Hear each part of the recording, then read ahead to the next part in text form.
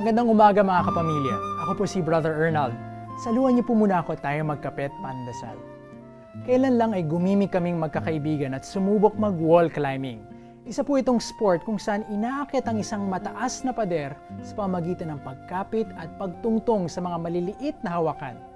Lakas ng katawan at tamang pag-iisip ang kinakailangan kung ayaw mong makabitiw at mahulog mula sa iyong kinalalagyan.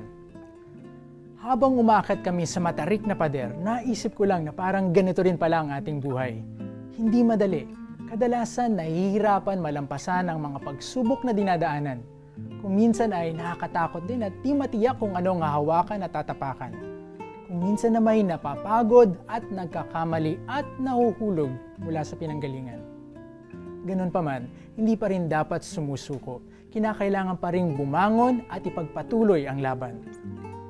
Mahirap ang buhay, pero hindi ito dahilan upang tayo'y panghinaan ng loob. Sa panahong ika'y nanghihina at nawawalan ng pag-asa, kumapit ka lang kaibigan. Kumapit ka sa Panginoong pinagmumula ng lakas at kaginhawaan. Kumapit ka sa Puong kailan may hindi ka bibitiwan. Kumapit ka sa ating Amang handa kang saluhin kung mahulog ka man. Manalig ka kaibigan, hindi ka niya pababayaan. Magandang umaga kapamilya.